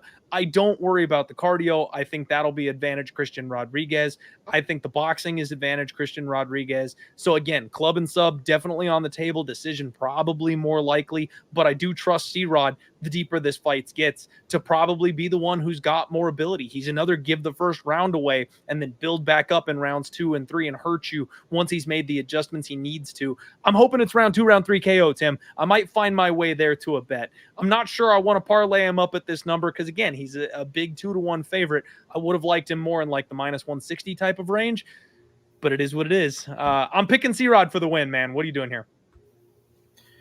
Yeah, I agree. I like C-Rod in this fight for basically the same reasons that you're saying. I think that it's going to be hard for Erosa to just grapple him and take him down easily. I know he might try to do that. I don't think it's going to be easy for him to do that all fight. Erosa's got, he's going to keep coming at you. He doesn't have any gas tank issue. He's got a ton of round 3 wins. What's interesting with me about Erosa, and it's kind of interesting for this fight too, because like you said, C-Rod, similar to like some of these other fighters that we've talked about with like Charles Johnson and Josh Van, can sometimes give up round 1 and then get his reads and then start to pick it up on people. The interesting thing about Erosa is that usually when he gets knocked out, it's in round 1. Like usually it's like, I think 6 of his 8 of his knockouts are like immediately in a fight. And even against like, I think it was against, was it Ramos, that he got rocked early in that fight too. And then Ramos went for a stupid takedown and got guillotined. Like, I just really feel like he's just shown like sometimes I think like he can actually work his way into a fight and take, like if he can take some shots, then he can actually last with some of these guys. But I feel like I just feel like the defense, and I feel like this could be like a KO1 spot for C-Rod. I feel like if he goes aggressive and he catches him early, I think that he could knock him out in round 1 if he goes for it. I am a little bit scared if this fight does get to a decision. Like, it's not like C-Rod's gonna. I mean, it'll be interesting to see how he fights, because he doesn't like pump out an insane amount of volume, and like Erosa does. So it's like one of those situations where I just feel like Erosa could be just spamming Vanessa Demopoulos like volume on him, and just like, you know what I'm saying? And he just out, he could get some serious minutes on him, and then you need some big moments from C-Rod, which is definitely possible. But I just feel like, I don't know. I feel like C-Rod early, I think he could catch him early. I think in the first like 6 or 7 minutes, I think it could be possible that he could knock him out. I like it, man. I like it. And, you know, C-Rod is a guy who historically doesn't start super fast. It would be kind of cool if he went raw Peyton Talbot mode on him and came out and clocked him early. The chin is just such a liability in this fight, man. I want to tell you guys, you need to be aware that there's 2 people in the UFC who have one singular UFC level knockout, and it's Julian Erosa for both of them. Alex Bruce Leroy Caceres, he's got 2 knockouts lifetime, only one at the UFC level, and guess who it was? That's right. He knocked out Julian Juicy J Erosa. And Sungwoo Choi, who is a guy that gets in there and sprays 160 significant strikes worth of volume on people, but cannot for the life of him crack the jaw. He knocked out Juicy J. So the fact that this guy can get starched by known pillow fisties is probably should be concerning for anybody who's looking to put their money on Julian Erosa. And yeah, Dixon saying that it was the head kick from Caceres. And while that is true, it would not KO anyone. In fact, he's landed that kick on many people who it has not KO'd. So I'll disagree a little bit there on that one. He didn't see it coming, but it is what it is. And that's where I just think this 34-year-old guy with 40 professional fights to his name is starting to slip a little bit. You know, he's been knocked out 7 times over the course of his professional career. That's a lot. That adds up. And he got a real quick round 1 guillotine finish against Ricardo Ramos in his last fight. That ain't happening against my boy C-Rod. Like, if Julian wants to grapple him, maybe he's too big, maybe he's too physical and he gets on top of him, but he ain't tapping him out. Like, you can't submit this kid. I swear to you, you cannot submit this kid. That was the biggest quit job from Ramos in that fight. Like, he didn't even attempt to get out of that. That was so bad. No kidding. Oh my God. Absolutely brutal. And my guy Dan Levy saying that Artem KO'd him on tough as well. Yeah, no kidding. No freaking kidding. Okay, real quick. I never, you know what? Never mind. I'm not going to do that. Tim, I was going to take a minute to absolutely roast somebody. I was going to bury a body out back right now, but I think what's going to be more appropriate is never recognizing them, never saying their name, never giving them a platform. Absolutely. And then banning them for life. So they'll hear me say this and no one is ever going to know who they were, and they're gone forever from existence. So that's what I'm going to do instead. And the best part is they got to hear me go ahead and say that. So done, gone. You know who you are. Nobody else knows who you are. Congratulations on your miserable existence. Suck one. Let's move on, baby. Next fight up, Gabriel Bonfim takes on Ange Loosa in awful. Just awful. Awful fight coming up here. No, Tim, I'm so confused on this fight because I was one of the guys that was super high on the Bonfim bros. I've done a good job of betting both on and against them. Gabriel Bonfim is the one that I said I felt like was the A-side Bonfim. You know what I mean? Like, there's always an A-side, B-side, and we're a little bit worried that one is a little bit better than the other. And I thought Gabriel was the A-side. He seems like he's got more ceiling, in my opinion. Just the nastiest squeeze on this guy. Like, when he jumps guillotine, you are done. Like, it's over if he wraps this guillotine on him. The squeeze on this guy is insane. But he doesn't leave much gas in the tank after that. Every single thing that he throws is to take your head off. Every single strike is to kill you. And then when he goes for that guillotine, he is all in on it, man. He sells out for that choke. He will burn his arms trying to finish you, and that's why he's gotten it so many times. So he's got all the skills. He's got massive finishing upside. He's just 26 years old, 100% finish rate. What is not to love about Bonfim? Well, He goes up against a guy like Nicholas Dalby in his last fight, and he doesn't get that early round 1 finish. And then he gets his ass dragged around the cage until he couldn't take it anymore. Man, when these guys who are so used to just steamrolling people that first time run into the brick wall that's not going anywhere, they don't have a plan B. They don't know what comes next. They're so used to people just falling over in front of them. They don't know what to do. And Nicholas Dalby just destroyed this guy.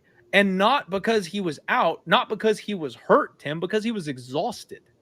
We're in Denver, buddy. We're going to be at elevation. The fact that this guy didn't get a finish in the first 4 minutes of his fight and he had nothing left to give in round 2, that makes it really, really hard for me to argue putting my money on him, especially as a minus 400 favorite.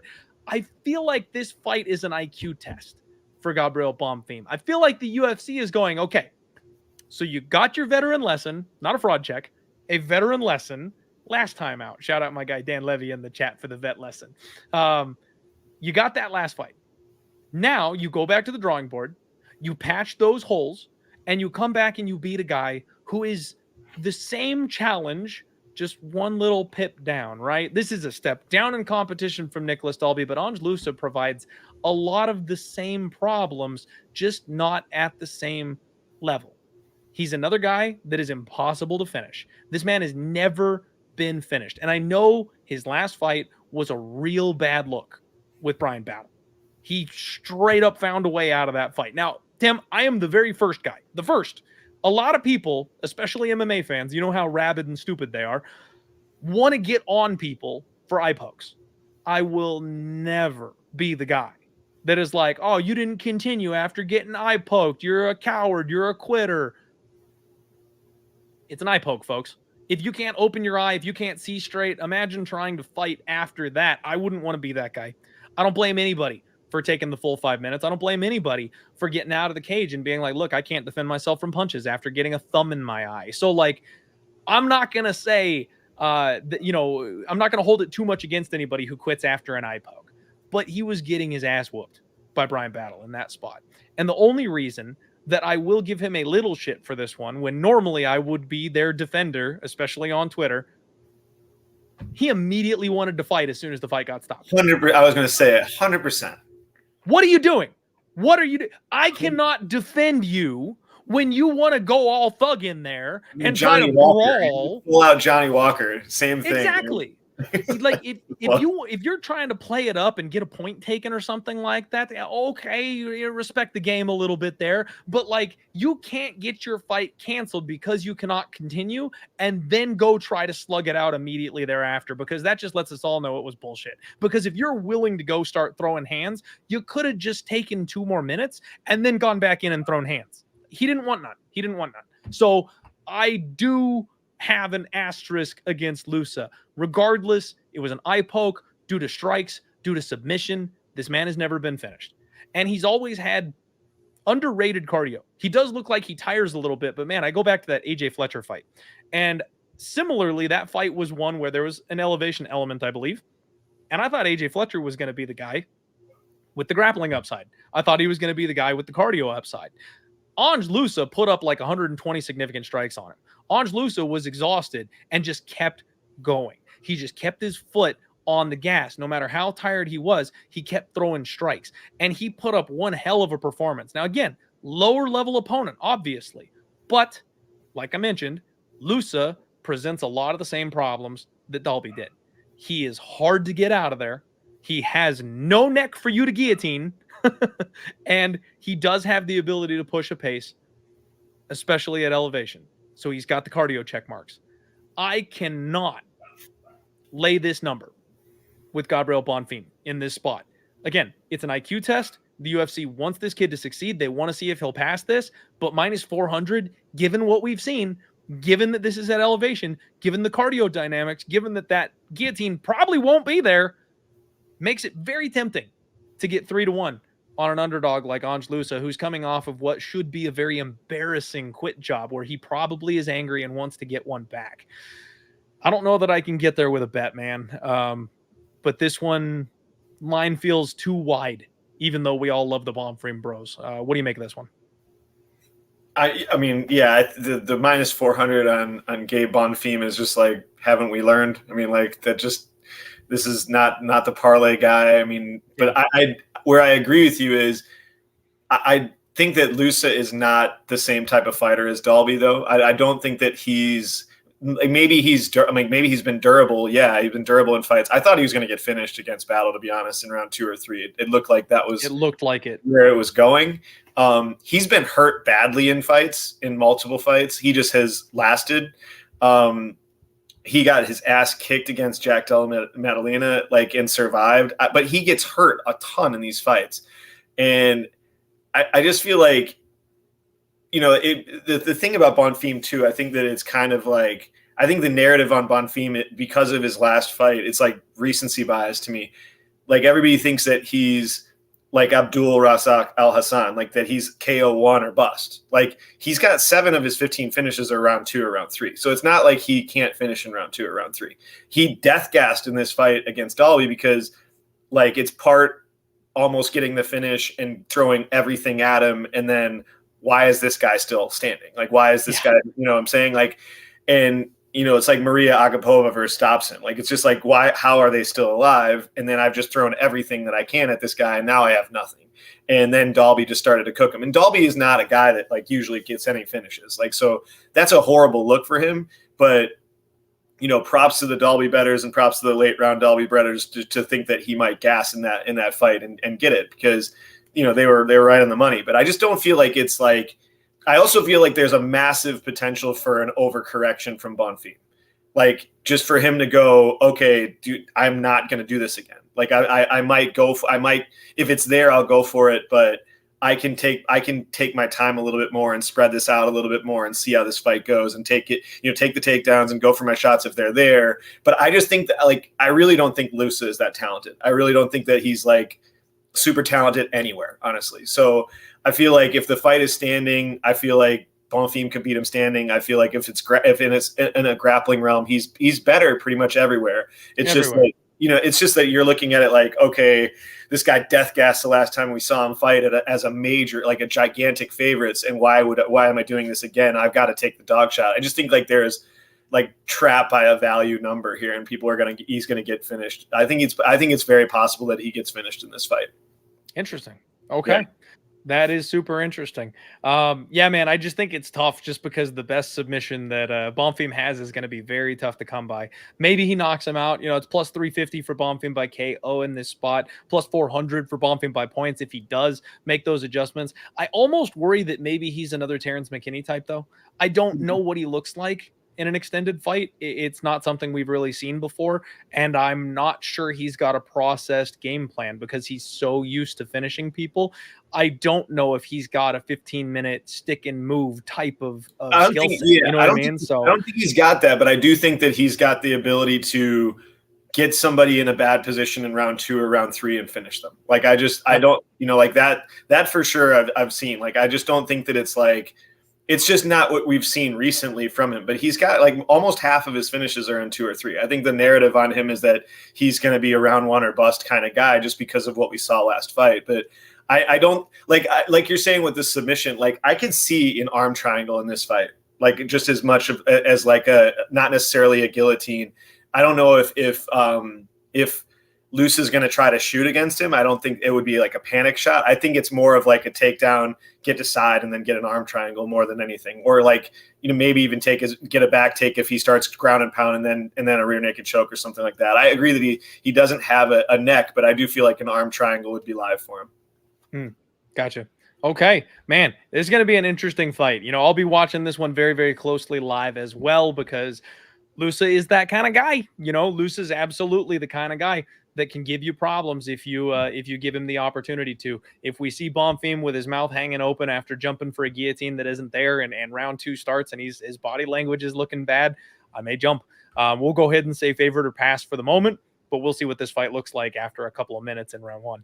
Next up, we've got Drew Dober, and he's taking on Gene Silva, the man right now, Mr. Silva, Lord Assassin himself. And, you know, we talked a little earlier, Tim, about me recalibrating. We talked a little earlier about me learning from my mistakes and letting stuff go. I thought Gene Silva may be the low bar for the fighting nerds. I didn't really believe in this guy. And I'm going to have to change that opinion lickety split. The UFC obviously very much likes the guy. 13-2, 27 years old. Frankly, by the look of him, I assumed he was 32. Like, I thought he was a decent bit older, but he's actually pretty damn young. And the power this man has in his hands, I did not give him credit for the amount of power that he's got. I talked up Charles Jourdain last week, and thank God, Tim, I avoided actually pulling the trigger on that spot because he was a dead man walking. And I cannot emphasize just how impressed I was in that fight, because while Charles Jourdain may not be a blue chip prospect, you know, he may not be a guy that's going to fight for the title. He's going to be kind of a swing and bang type of fun type of fighter. I thought that's what Silva was going to be as well. Charles went in there with a very intelligent game plan. Charles went in there looking to mix it up and grapple and tire this guy out and wear him down and get his moments in the striking. This is a guy who had only ever been submitted. He'd never been knocked out in his entire career. And the second Silva made contact with him, every single entry that Charles had after the first punch was this. Like, he is completely shelling every part of his head going, ain't getting hit by that again. Like, it was apparent that he wanted nothing to do with the power of Silva. And that kind of reaction just speaks volumes to me, because I've seen Charles eat punches to the face and damn near like spit out a tooth and ask for more. You know what I mean? The guy doesn't back down. He just keeps coming forward and he's willing to bang it out with you. And he said, nope, not this guy. I'm not doing that. So I think I underrated Silva a little bit. I think I underrated Silva's power a little bit. Now, he gets a stellar knockout in the last fight in round 2, a gorgeous uppercut, absolutely floored his man. And he's making a quick turnaround here. Short notice fill-in, taking on Drew Dober. So he also has not been training at elevation. He's going to be coming in here quick. Now, you know, people argue the short notice thing. You were just out of a fight camp, so are you still totally in fight shape? Did you peak? Do you have to reset? It's extra weight, so he doesn't have to have as much of a weight cut. He missed weight last time, so that might actually benefit him because he's a little bit of a thicker guy. He's taking on Drew Dober. Big step up in competition, a well-known commodity at this point. Dober's getting a little up there, man. 35 years old. He's been knocked out twice now. Shout out my guy Liam Picks Fights. He calls him the Crimson Chin. That chin's been cracked, man. Matt Frivola put him down not too long ago. And he was in an absolute war with Renato Moicano his last time out, which really showed off the toughness of a guy like Moicano, his ability to take punishment and then just keep on coming. The ground game has really been the problem for Drew Dober his entire career. If you can get those takedowns on this guy, he gets tired. He doesn't hit quite as hard. He gets gun shy because he doesn't want to end up on his back again. He overswings and you can duck under and take him down. There's multiple paths to victory in a fight like this for a guy like Silva. We don't really know what his wrestling looks like. He wrestled very defensively in his last fight. But what really impressed me was his range management, his speed. Because when Jourdain came in there and took those big swings at him, man, it looked a lot. He did a lot of those, like, what is it? Like the back bend where you're dodging the shit, where it's like you saw it coming a mile away and you can bend yourself in half to get out of the way of it. Like, his eyes are really good and he's really fast. He knows where the ends of your punches are. And then he comes back with serious force. He's going to have a speed advantage here over Drew Dober. I think he can counter-strike on Drew Dober. I'm trying not to hop on the hype train. I really am, Tim, because I know a lot of people who were on the hype train last time and got paid against Jourdain. I was against this guy, and I stayed off, and I dodged a bullet, and I don't want to donate by now flipping and being on the other side. This guy is not Alex Pereira. He's not going to be that 1%er. But is he good enough that I should be betting him here against Dober? Because that's my impulse. I kind of want to bet him here against Dober because of the speed advantage, because of a perceived wrestling advantage that might be there, the youth advantage. I don't want to say power advantage because we all know how hard Drew Dober hits. But, Father Time is undefeated, And this is a spot where the UFC is giving a guy that's got serious hype a big opportunity to cash in. And, I love to be with the UFC on those bets. I kind of lean to Gene Silva here in this spot, man. What do you think, Tim? What am I doing? Yeah, I mean, Gene Silva, I'm 1-1 with betting him. Obviously, you're betting against Weston. That's kind of an easy play for him by KO in that fight. I was wrong on Jourdain. I thought Jourdain by decision was a good look. And like the problem with Jourdain is, like you said, like he doesn't mind getting hit, but he gets hurt in a ton of fights. He gets knocked down in a ton of fights. And it was just kind of like, eventually somebody's going to catch him, and Silva's got that kind of power. What you were talking about earlier with having more paths to win in this fight, I don't think that Silva has more paths than Drew Dober. Drew Dober has not shown in any of his recent fights, like wrestling and counter grappling has been a weakness that a lot of fighters have actually shown he's not that great at defensively wrestling, and you can grapple him. But it's also like, look at the guys that he's fighting and tell me one that he would want to proactively grapple against. Like you could look at his last like 11 fights, and there's legit not one fighter where you'd be like, yeah, he should like Drew would be smart to grapple here.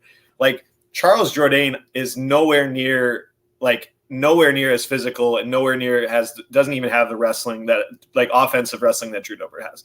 Like Drew Dober got a takedown even against Moicano and flipped him. I do feel like Silva's wrestling isn't that good, and I feel like he's shown in regional tape that his work off of his back is really not that good as well. So I don't think that I think that Drew Dober is not the kind of fighter that I want to rely on grappling, because he typically doesn't. But I do think that if somebody is grappling, and if I do feel like if he wanted to, I think that he could wrestle in this fight. Like, I think that it would be smart for him to do it, just like Jourdain realized really quickly that it would be smart to wrestle this guy. And I think up a weight class, I do feel like the power is clearly there for Silva, but we're going to see if that translates up a weight class. I think that's pretty big. As we were talking about earlier, the KOs and elevation don't happen nearly as much. You're like down almost like 10% a lot of times in these weight classes. Good point. New glove. I mean, like, I just feel like it's just, he's already got one with the new glove, so I guess I can't say that. But I just think that I think that Drew Dober has shown, obviously, he got chin versus Frivola. It does seem like he's taking a ton of shots and a ton of damage. But he just, I don't know, man. Drew, he's got that 1-800 granite, like just you know what I'm saying? Like, he just seems to be in these firefights against, like, who was it? Alves, and like Terrence McKinney hurt him like multiple times, and then he just comes back and finishes him.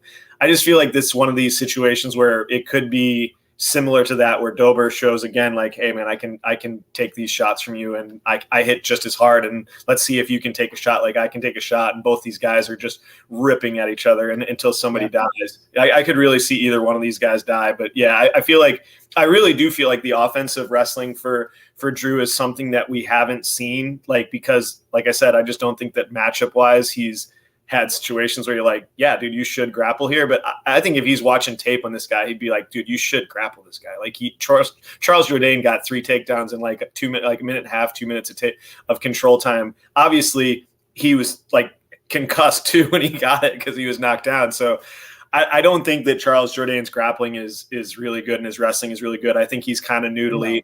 I feel like Drew Dober's got the physicality to be able to maybe get him down if he wanted that path. Yeah, I just don't know how much we can count on Dober to go that route. I know he did get a takedown on Moicano in his last fight, actually, but he averages 0.71 takedowns per 15-minute UFC fight. After the Moicano fight, Dober had not landed a takedown since he fought Brad Riddell. So that's like 5 fights ago before that. So he just doesn't go that route often. I think you're right. That actually is something that potentially could be there. Hard to know the game plan coming in. And hey, maybe elder wizened fighter goes, you know what, I don't feel like trading fists with this guy, and goes the easy route. How often do we see that and they just decide to go out there and slug it out anyway? Because that's what they do. I can't tell you. It's going to be tough, man. I'm kind of trying to keep myself off this one purposefully. One of the absolute sharpest bettors I know. Shout out my guy, Keg from Nuke the House. He is a Dober fanboy, and he already said that that's a spot that he's going to be attacking this week. I respect his opinion, and if I am going to bet against that man, it's going to be because I am very convicted, and it doesn't happen very often. So I'm going to lean towards Silva in this spot, but at this point, I think I'm passing. Shout out my guy in the chat, VB MMA picks. He's saying that Silva used to be a 135er, and I don't like the short notice at 155 at all. I didn't realize he was a 135er. I knew he was a 145er, but it's a good point. It's a big step up against a guy who's very naturally a larger human being. So sketchy spot, man. This whole fight, this whole card, sketchy spots. All right, everybody, co-main event time. We have got over 1,200 live viewers. We have once again set a record for the Die Hard MMA podcast. Thank you all so much for being here and hanging out with me. Appreciate the hell out of each and every one of you. Share the show if you don't mind. Hit the like button if you haven't, and subscribe here to Home of Fight, please, as well. Also, if you don't know who my co-host is, this is Tim from the Lambo Parlays podcast. Make sure you check him out. Give him a follow on socials as well. Him and Narco will be doing a show a little bit later in the week. I hope at least. Narco's like balls deep in the main event, World Series of Poker right now. So I'd actually be happier if you guys didn't do a show this week, because that means Narco's alive for like millions of dollars. So we'll see what happens. I'll let you shout that out at the end of the show. Next up, we got Santiago Ponzinibbio. He takes on Muslim Salikhov, the king of Kung Fu. It's got to be close to curtains, man. It's got to be close to the end of the road for the king of Kung Fu. I've talked about Muslim Salikhov before. He's a guy that I really, really struggle with. He's 40 years old. He spins all the fucking time. Like, that's just what he does. He's just spinning everything. He's 3-3 in his last 6 fights. And he's just another guy who is so reliant on the big one-hitter quitter power. Now, he's gone to decision a couple of times recently. He's fought real tough guys like Francisco Trinaldo, you know, guys like Nicholas Dalby, which, of course, you're only ever going to decision with. But damn, man, the way Randy Brown put him down, that was tough to watch. That was one where I was like, ooh, like, you know, a 40-year-old man who's getting close to the end of the road, getting that kind of a KO, and it was just 5 months ago. You got to wonder how close that was to being the nail in the coffin. You know, 40-year-old guys, even without USADA involved, don't recover the way they used to when they were 35 and 36. So I'm kind of worried about Muslim Salikhov in this spot. He kind of lulls you into these low-volume fights, and then once you think you're safe, that's when he explodes and he spins with something and catches you right on the end of a shot. You know, he got Andre Fialho with that. It was a low volume fight that got into round 3, and then whoop, one big spin and it was over. So I have a hard time with Muslim because he regularly has been like a pick'em or a slight chalk type of fighter. And it just seems like you're so reliant on that one big moment catching. And then when you've got a guy like Dalby who's this far out of the way of the heel when you spin, it's like, well, there you go. There went the big moment. You're not winning the fight now because you didn't catch that kick.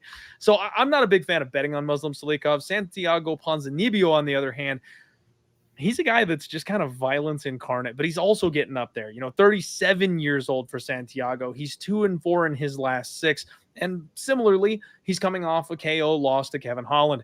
He was in that fight with Holland, man. That was a late knockout, round 3, but that was the one where Holland like took the fight with a broken right hand. So like he didn't even have both of his hands to use in that spot, and then still managed to get out there and knock you out the way he said he would, which is just wild. But look at the names that are beating Santiago Ponzinibbio. You know, it's Michel Pereira, it's Jeff Neal, it's The Leech, it's Kevin Holland. If you're not one of those guys that's kind of knocking on the door of like a top 12, top 10 type of ranking, he's getting you out of there. You know, he took out Alex Morono, he took out Miguel Baeza, Neil Magny, Mike Perry. Like, those are the guys that he's beating. I kind of feel like Muslim Salikhov falls in that same category. Santiago's a little younger. He's got similar miles. They've both got power. I think I like the overall game plan of Ponzinibbio better. I like his process a little bit better. So I'm going to pick Santiago Ponzinibbio, but in a fight where the winner likely is gifted a new hip, I don't think I want to lay minus 200. So I'm probably going to be passing in this spot. But yeah, man, it's Ponzinibbio or nothing for me, I think.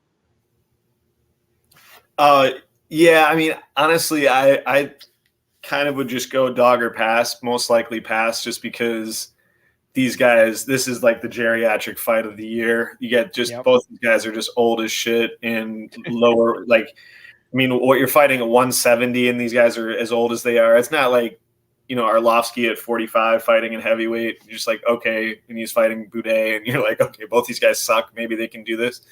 I feel like Morono getting KO'd the way that he did after having Ponzinibbio on skates in almost every round. He almost had him dead to rights, and he just kind of let him off the hook. And then Pons had like a gigantic ass pull in that fight. I just feel like it was just greasy. I don't really look at that fight as like really good news for Ponzinibbio. And on the other side, I bet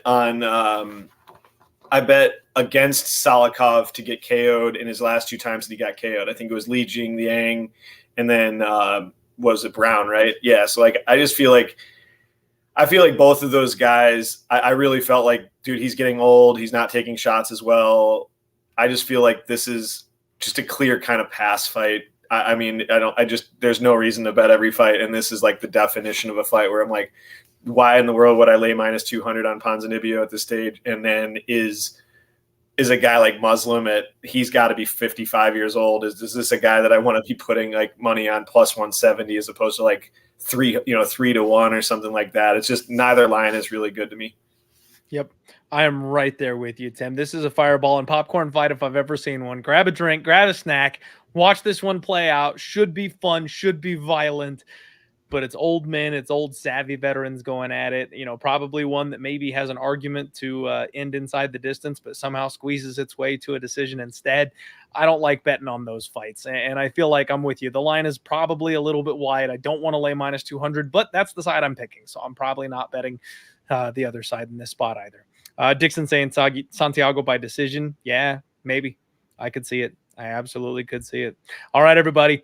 It is main event time, and we have the privilege of breaking down Rose Namajunas. She is taking on Tracy Cortez in a women's MMA main event. Now, Tim, women's MMA gets a bad rap these days. A lot of people are sick of it. A lot of people hate the WMMA, especially main event slots.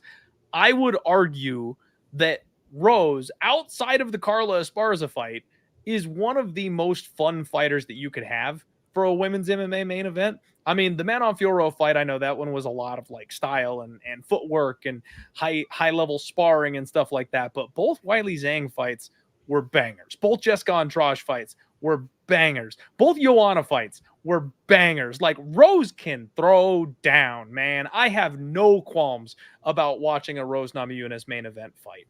And Tracy Cortez, she is a fighter who I still am just not quite sure what to make of. She's 30 years old. She's training out of Fight Ready, which I love. But the last fight with Jasmine Jasudavicius really worried me. I made a big bet on Tracy Cortez against Jazz. I won it, thankfully, but I reran that fight, Tim, and round three was nasty, man. She could not get the takedowns on Jazz, and her hands looked quick, her boxing looked clean, and she was winning the first 7-8 minutes of that fight. But in round 3, something happened.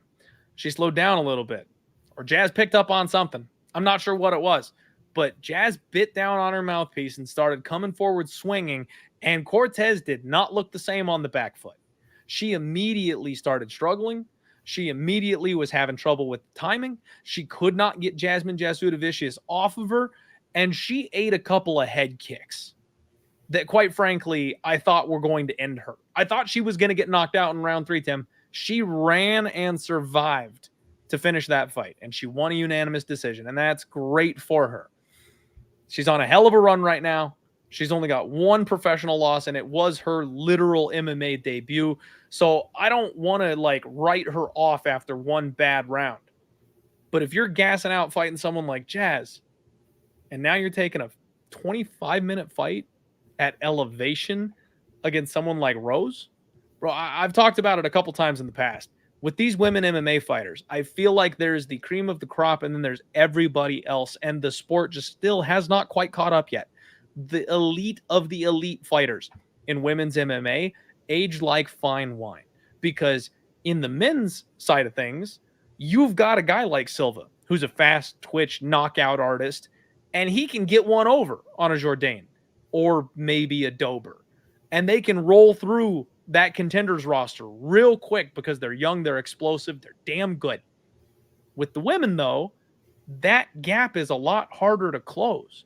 And you've got women like Holly Holm that stick around until they're 44 years old because they can still beat 80% of the roster.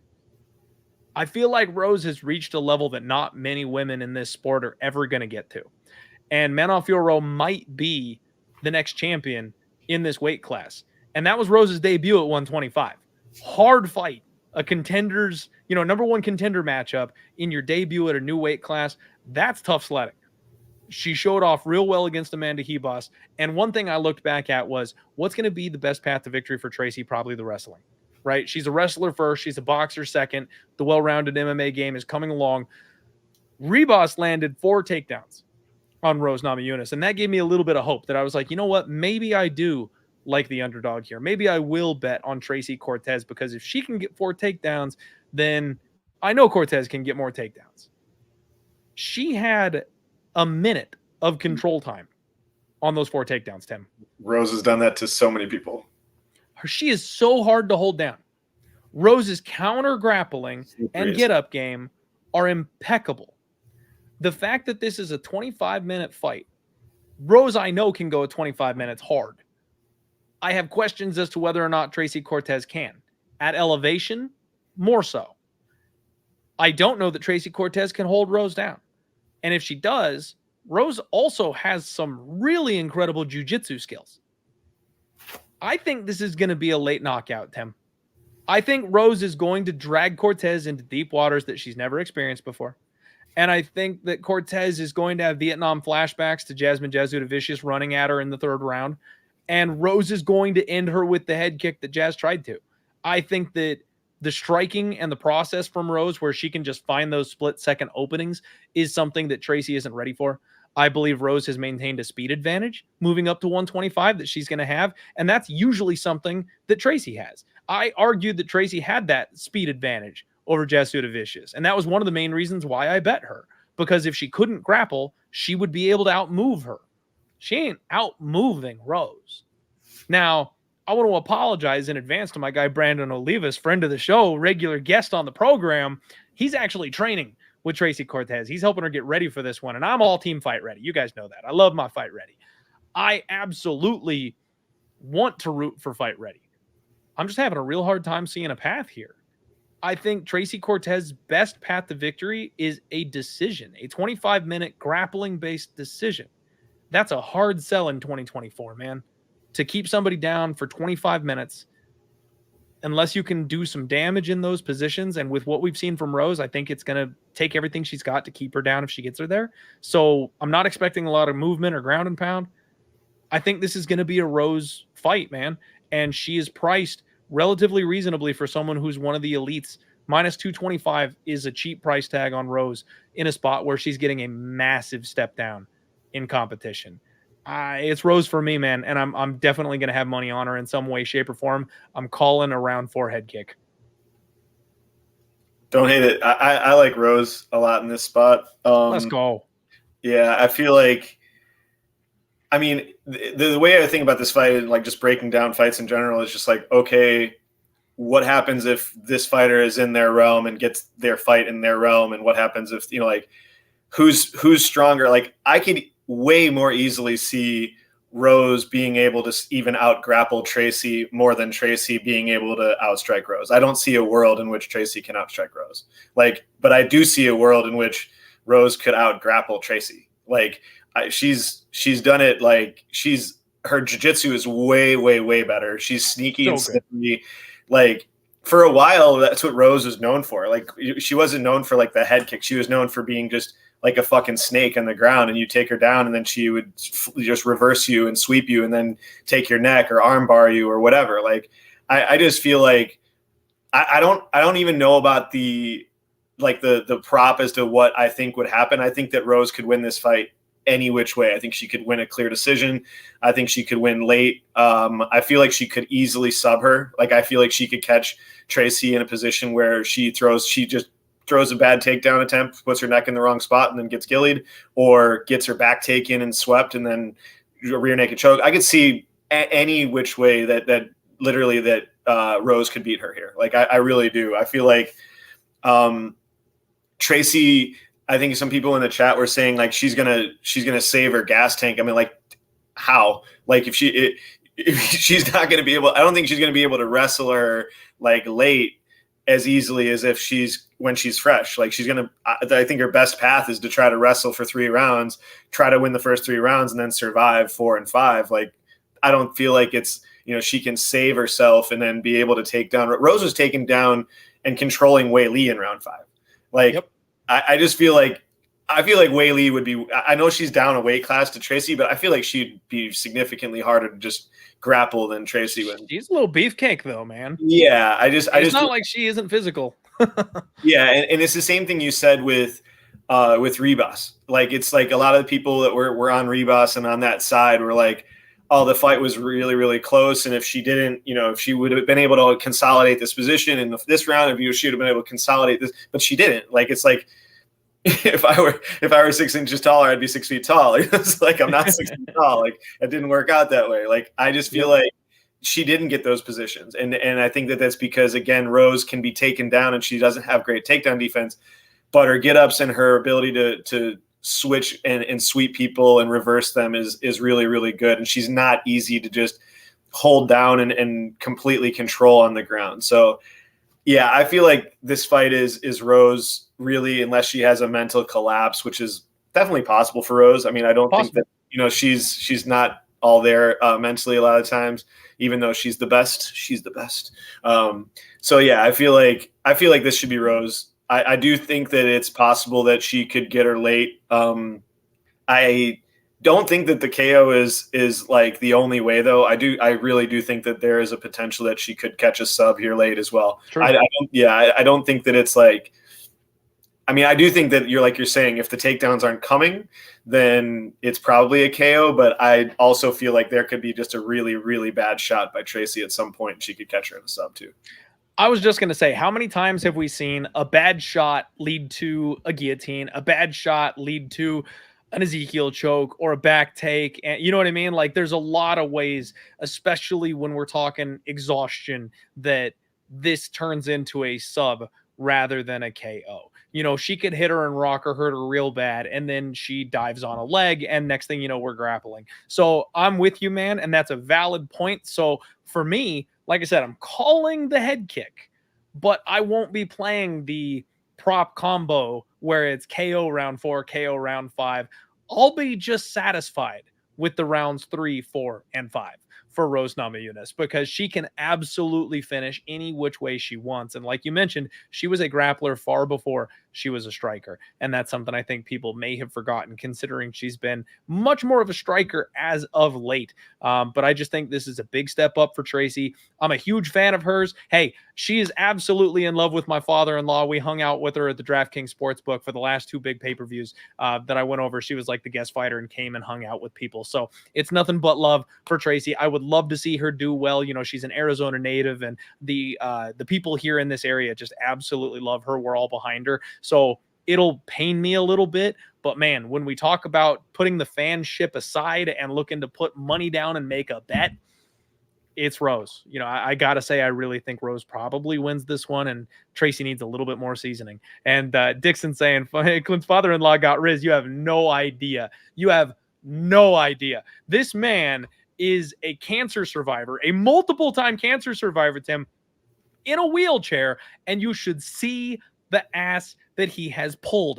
It is unreal the amount of play that this man has without the use of his legs. Like, it gives me hope for anybody else out there. Any of my single friends I can look at and be like, you know what? It's possible, because I know a guy that has gotten higher than you have on the friendly ladies chain, and he is in a wheelchair. So if he can do that, you can pull yourself up by your bootstraps and go out there and get a girl. Be funny. It's a code. And Joshua Frick saying, just like Dodgeball, that is literally his favorite movie. He quotes it constantly. So you guys are absolutely on it. He's gonna be introduced to you guys. I've talked to you before about him and his best buddy Mark. They're absolutely mushes when it comes to betting on anything. And if I'm hanging out with them this weekend, maybe they'll make an appearance. Maybe we'll get them on like a Friday undefeated post weigh-in show or something for you guys, because they deserve their moment in the spotlight. They've mushed so many of my bets and cost so many of us money by tailing my action when we're live at these shows. You guys deserve to get to meet them. That is UFC Denver, everybody. Tim, my man, thank you so much for sticking with me and breaking down this dumpster fire of a card. Hopefully we gave you guys some information that you can use to get out there and make good bets. Hopefully you guys can use some of this to help formulate some of your decisions and make some money this weekend. I've only got one bet right now, guys, and that was snatching up that plus money on Petroski, fading Josh Fremd, my absolute favorite fade in MMA today. I know I'm going to find my way to betting Rose in some way, shape, or form. I'm going to find my way to betting Josh Van in some way, shape, or form. Maybe that's a little two-legger parlay that I can throw together there. I like Agapova. I like my round 3 on Agapova, maybe. Blackshear, maybe. There's some options on this card, man. We found a couple things that maybe we like, but regardless, this is not the best betting card in the world, so save some bullets, guys. You don't have to go all in and double up your bankroll on this week, because it maybe not be that kind of week, but there's definitely some opportunities. Tim, my man, please feel free. Let the people to know where they can support you, where they can find you. If you've got more content coming around the corner, let them know. Thanks again for having me, man. This is always a blast chopping it up with you. Yeah, I go on Friday nights with Narco Cop on the Lambo Plays podcast. And then we basically just go live into his Discord for the fights, and we just chop it up and try to find the best live spots. So you can find me on Twitter at Timothy_Triano. And once again, man, thanks again for having me.